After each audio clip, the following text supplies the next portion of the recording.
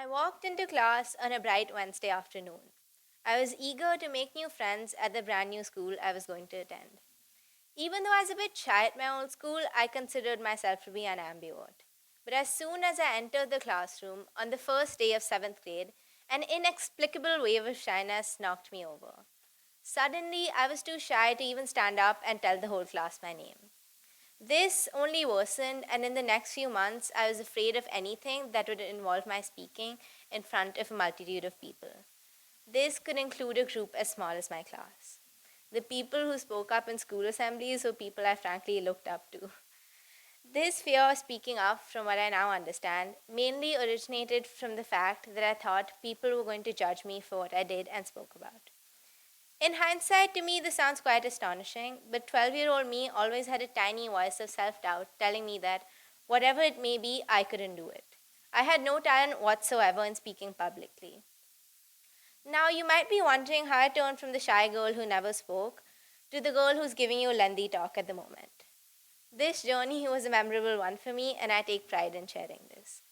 I overcame this fear of speaking up and expanding my horizons by broadly following these four steps. The first step in my journey was realization and identification. Realizing that something was wrong, identifying it, and knowing that something needs to be done to fix it. I knew that I had a problem with speaking up and not trying out for a gamut of activities, which I eventually missed out on, and that something had to be done about it. Once you've realized and identified your problem, you need to work towards finding a solution. You need to start taking small steps towards achieving a larger goal. These steps don't have to be very extreme. For example, you can always start with a mundane hello to the person sitting next to you in class. The next step is doing what you don't want to do and not backing out. I'm aware that this belies the whole point of the statement. You should be doing what you want, right? But after you started taking baby steps, there's probably going to be a time where you don't want to say speak up, but you have to. As Andre Gide said, man cannot discover new oceans unless he has the courage to lose sight of the shore. This point is something I personally tried and found very useful.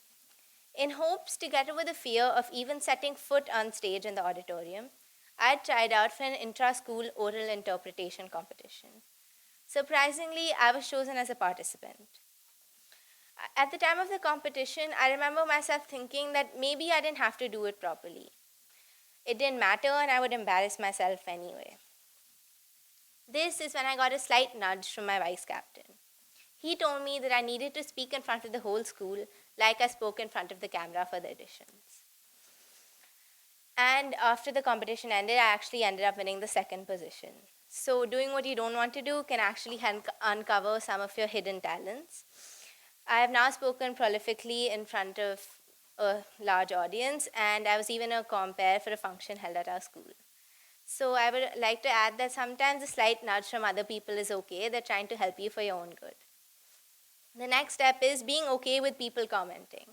There are always going to be people commenting negatively on the progress you make, but only you know how much progress you've made, and it is you who had believed in yourself.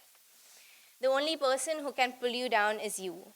You're braver than you think, more talented than you know, and capable of much, much more than you can imagine. My journey was, and in fact to some extent still is, a gradual process. Changing yourself from a shy person with stage fright to, say, a prolific debater is going to take a while. If you know you're not okay with something, it does take some time to process and accept it. You might also start turning back to your old habits, but that's totally normal. It happens to everyone, you just need to hold on. I would like to end my talk with some food for thought in the words of Neil Donald Walsh. Life begins at the end of your comfort zone. Thank you.